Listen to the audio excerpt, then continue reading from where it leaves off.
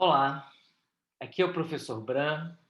Estamos aqui na nossa aula 16 do curso de Termodinâmica Aplicada 1, nossa 16ª aula, nossa última aula do nosso curso, né? Então, hoje nós encerramos o nosso curso de Termodinâmica Aplicada, aqui no Departamento de Engenharia Mecânica da UERJ. E nessa reta final, né, do nosso conteúdo, já dentro do capítulo 4, nós já apresentamos, né, as duas variáveis de energia termodinâmicas, né, que estavam faltando, que eram a energia livre de Helmholtz e a energia livre de Gibbs. Na aula passada, né, na nossa aula 15, nós aplicamos a energia livre de Helmholtz numa transformação entre um ponto inicial e um ponto final, e chegamos, né, a uma consequência bem interessante, né, que é a determinação da condição de equilíbrio termodinâmico associada à energia livre de Helmholtz. Então, nós mencionamos aqui, olhando nossas notas de aula, né, o que nós vimos nessa condição de equilíbrio associada à energia livre de Helmholtz. Foi a nossa terceira condição de equilíbrio apresentada no nosso curso, né? Nós, na nossa segunda aula, aqui em Termodinâmica Aplicada 1, nós vimos a primeira condição de equilíbrio, que é a condição de equilíbrio simples. No final do capítulo 3, nós vimos, olhando aqui nossas notas de aula, a condição de equilíbrio associada à entropia, e nós vimos que nessa condição, a entropia, né, é resultante da transformação, resultante de um processo. Você atinge nessa condição de equilíbrio quando a entropia é máxima, né, e olhando, né, pelo conceito, né, de entropia, pelo olhar da física, quando o teu sistema ele atinge o seu grau de desordem maior, né, o teu grau de desordem máximo, né? Então essa é uma consequência, né, bastante importante associada a essa condição de equilíbrio. Nós vimos, né, que a energia livre de Helmholtz, e veremos isso hoje na reta final, né, nos últimos momentos aqui da nossa aula de hoje, né? Nós veremos que ela é uma grandeza associada a transformações que envolvem variação de volume e variação de temperatura. Isso vai ficar mais evidente ao final da aula de hoje. Nós vimos, né, que nessa condição de equilíbrio, né, nossa terceira condição de equilíbrio que nós estamos vendo aqui no nosso curso, quando eu tenho, né, a variação da energia livre de Helmholtz igual ou menor a zero, e aí nós aplicamos numa situação bem interessante, né, onde nós conseguimos construir uma curva pressão versus temperatura, né, para gases, e isso é bem interessante, né, a partir, né, dessa condição de equilíbrio, a gente consegue prever o comportamento, né, de gases de uma forma geral. E na aula de hoje, né, a gente começa nessa aula de hoje, né, falando, né, dessa condição de equilíbrio, a nossa quarta condição de equilíbrio, agora associada à energia livre de Gibbs. E nós veremos também no final da aula de hoje, né, que a energia livre de Gibbs ela é uma variável de energia termodinâmica associada a processos e transformações onde eu tenha, né, uma variação de pressão ou uma variação de temperatura. E ao final, né, dessa primeira parte da aula de hoje, nós veremos a nossa quarta, né, condição de equilíbrio termodinâmico, né, onde nós veremos que a variação da energia livre de Gibbs, né, o meu dG, ele é menor ou igual a zero. E essa é a condição, né, como eu já mencionei aqui no curso, né, que é utilizada, por exemplo, né, na determinação e no cálculo das fases presentes, né, nos diagramas de equilíbrio termodinâmico de fases que vocês veem no curso de Metalurgia Física aqui no nosso Departamento de Engenharia Mecânica. Então, olhando aqui esse desenvolvimento, né, da condição de equilíbrio usando a energia livre de Gibbs, então vamos fazer a mesma coisa, vamos partir de um ponto inicial 1 e vamos ver como é que é essa variação da energia livre de Gibbs até um ponto final 2. Então, olhando aqui nossas notas de aula, né? Então, podemos considerar um sistema que sofre uma mudança de estado inicial, né? Começando de um ponto 1, e ela vai para um estado final 2. Então, pegando a nossa definição de energia livre de Gibbs, temos que nosso ΔG, né, nossa variação da energia livre de Gibbs, ele será igual, né, à energia livre de Gibbs final, nosso G2, menos a energia livre de Gibbs inicial, nosso G1, isso vai ser igual, né, a variação da entalpia, né, entre o ponto inicial e o ponto final 2, então será igual a H2, que é a nossa entalpia final, né, da nossa transformação, menos H1, né, que é a nossa entalpia, né, no ponto inicial 1, menos, né, o produto TS. Então, de novo, a gente vai subtrair, né, o final em relação ao inicial, então nós teremos T2S2 menos T1S1, né, que nesse caso aqui, né, compõe a temperatura inicial T1 e entropia, né, inicial no ponto de partida, né, desse processo, dessa transformação.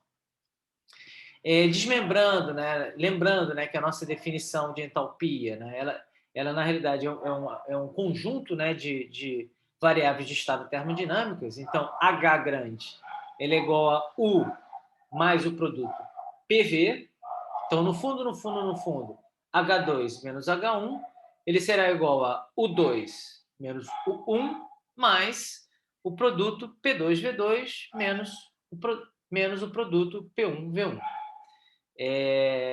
Então, esse aqui é o nosso H2 menos H1, né? A segunda parte, né, do lado direito da igualdade continua a mesma, então continuamos tendo, né, menos T2S2 menos T1S1. Então, para um sistema fechado, né, a gente está tomando agora esse cuidado, né, de sempre, ao se anunciar a primeira lei da termodinâmica, fazer esse comentário, né, que não há variação de massa nem dos constituintes nesse sistema. Então, a primeira lei da termodinâmica, na nossa variação da energia interna, nosso DU, o nosso U2 menos U1, ele será igual a Q menos W, né? A gente já conhece isso. Então, nós podemos substituir, né, U2 menos U1 por Q menos W.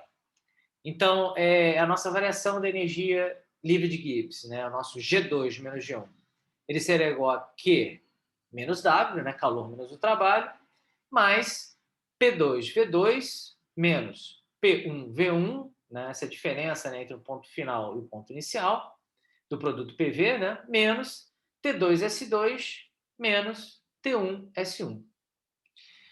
Então, vamos fazer duas considerações, né, para a gente conseguir avançar, né, no desenvolvimento, né, até chegar à nossa condição de equilíbrio.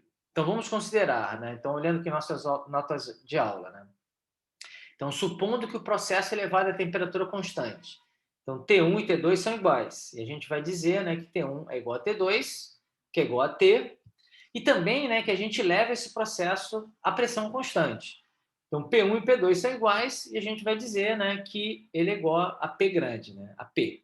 Então, nós temos, né, que G2 menos G1, que é a nossa variação da energia livre de Gibbs, ele é igual a Q menos W mais P, que multiplica V2 menos V1. Então, eu posso, já que o meu P agora ele é igual, né, eu posso colocar em evidência.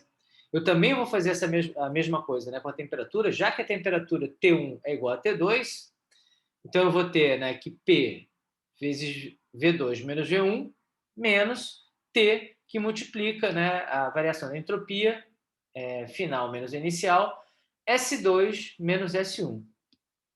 E aí uma questão, né, que a gente vem comentando, né, bastante nesse curso, né, de uma forma geral, né, nós estamos trabalhando, né, nosso curso é um curso de gases ideais, e a gente está trabalhando, né, de uma forma geral em processos, em ciclos, né, onde você realiza expansão ou compressão desse gás ideal. Então, de uma forma geral, a gente está considerando, né, que esse trabalho ele é um trabalho mecânico, né, de expansão e de compressão desse gás, né, mas existem outros tipos de trabalho que podem, né, e eventualmente, né, dependendo do seu problema, eles devem ser considerados. Então, olhando aqui nossas notas de aula, então a expressão da primeira lei, ela está associada ao trabalho total, na realidade, né? Mecânico, magnético, elétrico, químico. Quer dizer, o trabalho mecânico você já conhece, né? W é igual a PDV, né? O elétrico, né? Nós temos um exemplo bem importante, né? Que vocês viram em Física 3, né? o trabalho elétrico está dentro, né, da definição do que é DDP, né, entre dois pontos.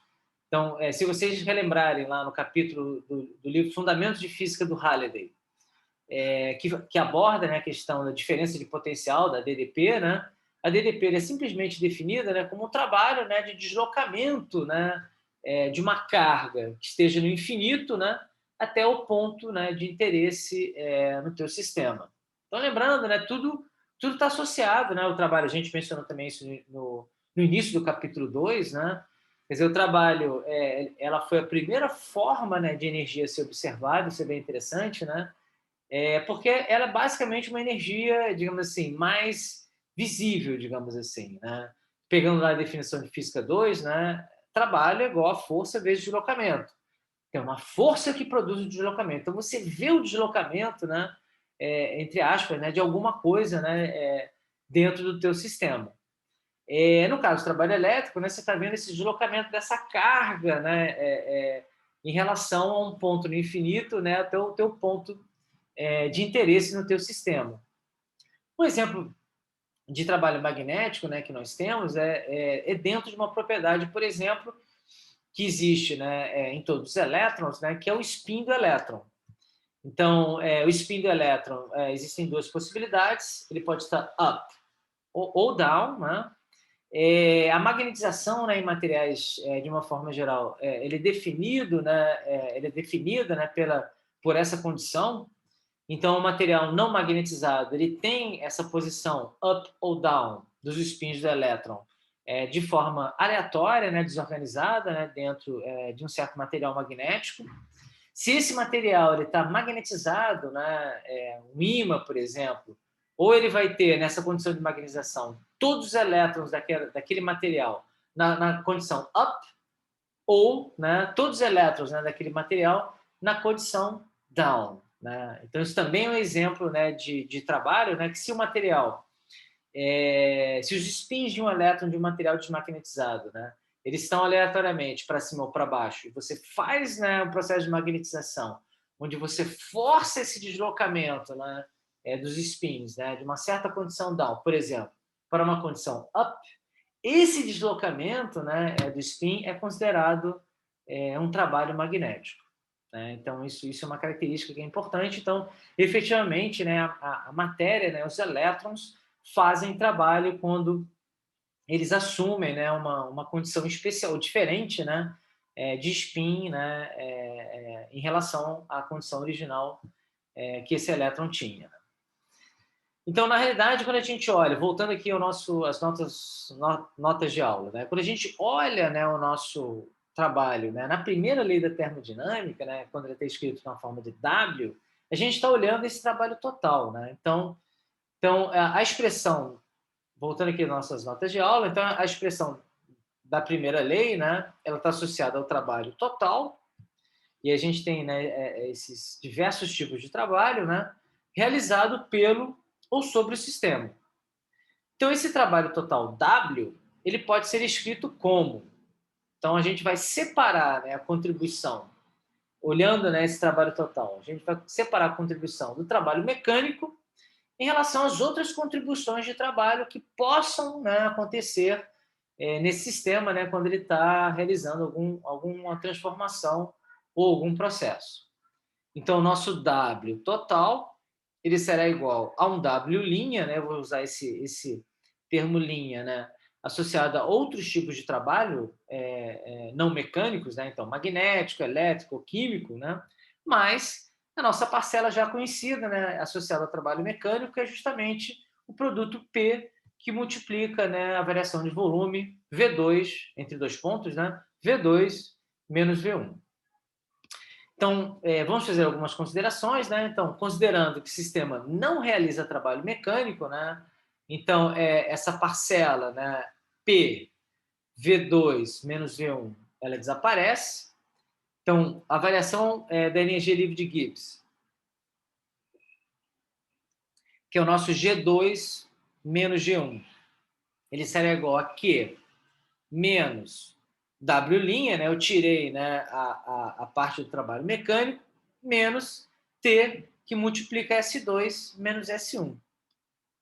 Então, pela segunda lei, né, nós vimos, né, tanto para processos reversíveis como para processos irreversíveis, pela segunda lei da termodinâmica, né, que o calor ele é menor ou igual ao produto T, que multiplica, né, a variação da entropia entre um ponto inicial e um ponto final, S2 menos S1. Então, o meu W', né, ele será menor ou igual a menos G2 menos E1. Então, eu vou substituir esse meu Q nessa posição aqui na minha equação. Então, eu vou cortar Q com menos Q, e aí justamente eu vou ficar, né, com a minha variação da energia livre de Gibbs, meu G2 menos G1, como sendo menos W', tá aí invertendo, né, jogando trabalho, né, para o lado esquerdo da equação. G2 menos G1 para o lado direito da igualdade, né? E o sinal de menos também para o lado direito da igualdade, então eu vou ter, né, que W' ele é menor ou igual a menos G2 menos G1, que é a nossa diferença, né, da energia livre de Gibbs entre um ponto final 2 e um ponto inicial 1. Então, essa igualdade, né, lembrando, a gente já está utilizando, né, essa ideia, né, esse conceito, desde o nosso capítulo 3, né? Então, essa igualdade ela é estabelecida se nós separarmos, né, se nós considerarmos, né, que existe uma parcela irreversível da variação da entropia.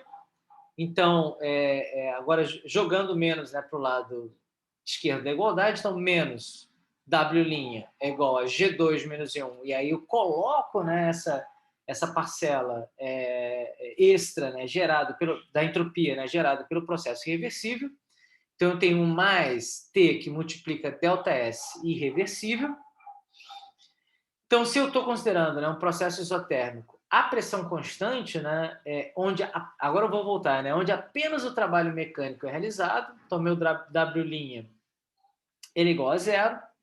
Então, esse meu lado esquerdo ele vira igual a zero, então eu vou ter que G2 menos G1, variação da energia livre de Gibbs, mais T, que multiplica ΔS irreversível, minha parcela da entropia, né, gerada, né, se o processo é conduzido de forma irreversível, isso tudo ele é igual a zero. Então, chegamos de novo, né, a essa igualdade, vamos ter que analisar essa igualdade igual a zero pelo ponto de vista termodinâmico.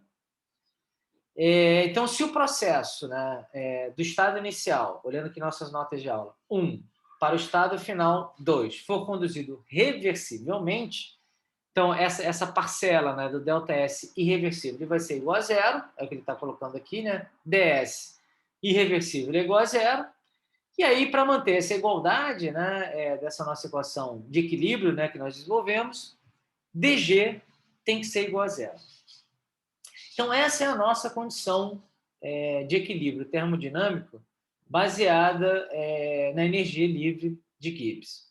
Então, essa condição ela exatamente é o que está por detrás de todos os diagramas de equilíbrio termodinâmicos, de equilíbrio de fases termodinâmicos. Então, os diagramas de ferro-carbono, cobre-níquel, o próprio diagrama da água, né? Eles são todos calculados imaginando, né, aquelas linhas de fronteira, né, entre as diversas fases, né, em relação à composição e à temperatura, elas são definidas a partir da aplicação dessa condição de equilíbrio termodinâmico, onde a variação da energia livre de Gibbs é igual a zero.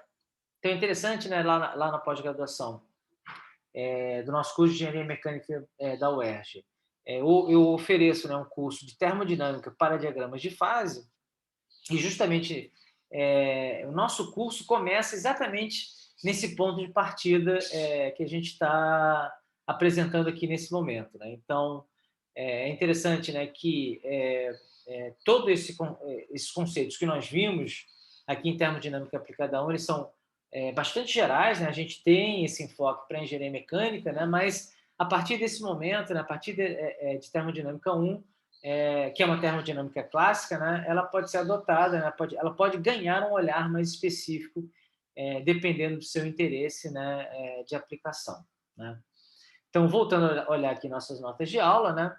Então, condição de equilíbrio para energia livre de Gibbs em um processo reversível, onde apenas é realizado trabalho mecânico, ele é alcançado quando o valor de G, né, da energia livre de Gibbs, ele é minimizado, ou seja, dG ele é igual a zero. Então, nosso último tópico aqui da nossa aula 16, né, nossa última aula do curso de Termodinâmica Aplicada 1, nós vamos apresentar agora, né, as formas diferenciais das grandezas termodinâmicas em um sistema fechado, né? Isso é importante, né, vocês conhecerem essas formas diferenciais. É o ponto de partida, né, que é utilizado de forma prática, né, para você realizar o modelamento de sistemas e o modelamento de processos na engenharia, né, de uma forma geral, né, usando as ferramentas, né, termodinâmicas. Então, nós vamos olhar aqui, né, as formas diferenciais para a energia interna, para a entalpia, para a energia livre de Helmholtz e para a energia livre de Gibbs. Então, para a energia interna, o meu DU, nós já vimos lá no final do capítulo 3, né, que é a nossa expressão combinada da primeira e da segunda lei da termodinâmica. Né? Então, nós vimos, né, no final do capítulo 3 que DU é igual a TdS menos PDV. Nós já fizemos essa demonstração lá no final do capítulo 3. A forma diferencial da entalpia, né? Nós vamos partir da definição de entalpia. Então, nós vimos que H, que é a nossa entalpia, é igual à energia interna U mais o produto pressão vezes volume, PV. Então, jogando, né, uma diferencial, né, em todas as funções, nós vamos ter que dH é igual a du. E aí, quando a gente faz um D de PV, a gente tem que fazer a regra da cadeia, né? Então, eu vou diferenciar tanto o volume quanto a pressão. Então, o meu D de PV vai ficar igual, né, a PDV mais VdP. Aí eu substituo, né, a expressão combinada da primeira e da segunda lei da termodinâmica em du. Então, eu vou ter, né, que dH é igual a TdS menos PDV mais PDV mais VdP. Aí eu posso cortar menos PDV com mais PDV. E aí eu chego, né, à minha forma diferencial da entalpia, onde eu sei que dH é igual a TdS mais VdP. Então, isso é interessante, né? É uma expressão. Lembrando, né, sempre quando a gente escreve, né, qualquer, né, forma diferencial, né, lembrando que a gente está trabalhando sempre, né, nesse nosso caso aqui, com variáveis de estado termodinâmicas. Então, H, temperatura, entropia, volume e pressão são, né, variáveis de estado termodinâmico. E idem aqui, né, quando a gente olha a forma diferencial da energia interna, né? U, T, S, P e V, né, são variáveis de estado. Então, essas duas equações, né, e as outras também serão, né, são totalmente integráveis. Né? E no fundo, o que eu estou descrevendo aqui? Né? Olhando para a nossa forma diferencial da energia interna. Eu estou escrevendo uma equação que funciona, que é integrável, onde eu escrevo, né, que a variação da energia interna ela tem uma certa expressão, e vocês estão vendo ela aqui, né, que ela pode ser descrita, né, em um processo onde eu tenha uma variação da entropia ds e uma variação do volume V. Idem aqui para a entalpia. Então, quando eu escrevo nessa forma diferencial da entalpia dessa forma, eu estou dizendo que eu consigo representar uma função da entalpia, né, em função de um sistema onde eu tenho uma variação de entropia ds e uma variação de pressão dp. Né? Então, vamos avançar, vamos ver também essas expressões para energia livre de Helmholtz e para energia livre de Gibbs. Então, para energia livre de Helmholtz, da mesma forma que da entalpia, a gente começa pela definição da energia livre de Helmholtz. Então, A é igual à energia interna U menos o produto temperatura vezes entropia, TS, né?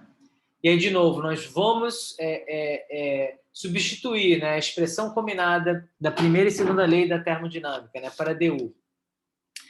Aqui, nesse ponto, né, e de novo, né, diferenciando dA. Então, eu vou ter que dA é igual a DU menos. Aí eu vou fazer, né, a regra da cadeia da derivação, né, da diferenciação, né, do produto TS. Então, eu vou ter menos TDS menos SDT. E eu vou substituir, né, a expressão da primeira e segunda lei da termodinâmica combinada em DU. Então, eu vou ter que dA é igual a TDS menos PDV, né? Esse é o nosso DU, né? Na nossa expressão combinada, menos TDS menos SDT. Então, eu posso cortar TDS com menos TDS e eu chego, né, à minha forma diferencial, né, da energia livre de Helmholtz, onde eu tenho que dA é igual a menos SDT menos PDV. Então, como eu mencionei, né, aqui, né, eu estou descrevendo, né, a função, a variação, né, da energia livre de Helmholtz como uma função da variação de temperatura e como uma função da variação de volume, né? Então, eu já havia mencionado já 2 aulas atrás, né?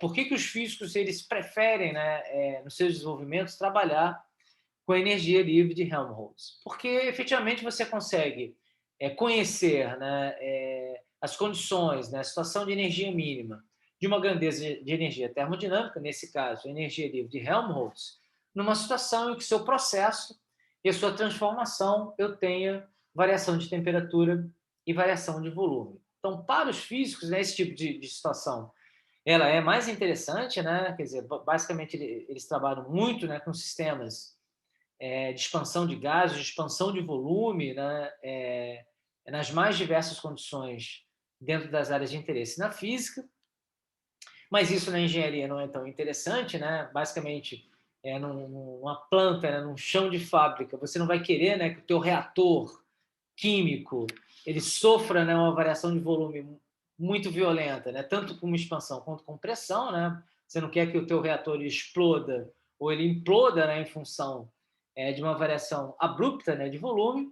Então, idealmente, né, e por isso que a energia livre de Gibbs ela é mais utilizada, né, nas aplicações de engenharia, né, porque justamente a gente vai ver, né, daqui no final desse desenvolvimento, né, que a energia livre de Gibbs ela pode ser descrita, né, em função de uma variação de temperatura e de pressão, e isso, né, no dia a dia da engenharia, né, no dia a dia de um chão de fábrica, ele é muito mais interessante, né, por aspectos, digamos assim, práticos, né? Então, de novo, né, da mesma forma, né, nós vamos partir da definição da energia livre de Gibbs. Então, nós sabemos que G é igual a entalpia H grande menos o produto temperatura vezes entropia, menos TS. Então, diferenciando, né, a nossa energia livre de Gibbs. Então, nosso DG é igual a DH menos a diferencial do produto TS, aí temos que fazer a regra da cadeia. Então, essa regra da cadeia será menos TDS menos SDT. E aí eu posso, né, pegar, né, a forma diferencial da entalpia que nós acabamos de desenvolver, né? Então, nosso DH é igual a TDS mais VDP. Então, vou substituir aqui, né? Então, meu DG é igual a TDS mais VDP menos TDS menos SDT que eu já tinha no meu desenvolvimento.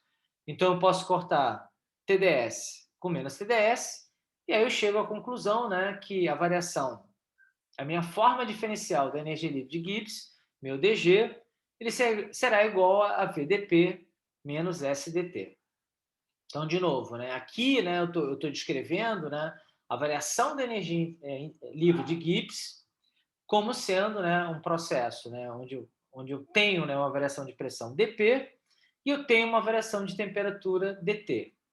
E lembrando, né, todas essas formas diferenciais de DU, de DH, de DA e de DG, elas são funções integráveis. Então, se eu sei, né, no caso aqui da energia livre de Gibbs, a variação de pressão, né, prevista, né, no meu processo, na minha transformação, a variação de temperatura prevista, né, no meu processo, na minha transformação.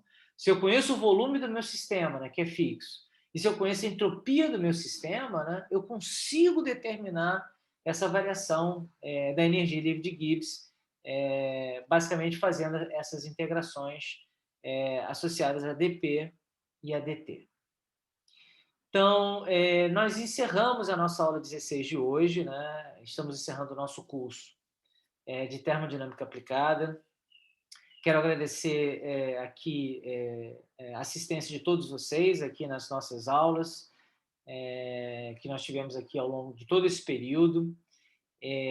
Espero, né, que essas aulas tenham sido bastante proveitosas, né, que vocês tenham utilizado, né, esse conteúdo em vídeo como apoio didático, né, ao estudo de vocês, né? Então, mais uma vez, quero agradecer a assistência de vocês. Quero desejar para vocês um excelente resto de dia e uma excelente semana. E nos veremos, né, em breve, né, em alguma sala de aula aqui no nosso curso de Engenharia Mecânica da UERJ. Então, até breve. Boa sorte para vocês e sucesso na carreira.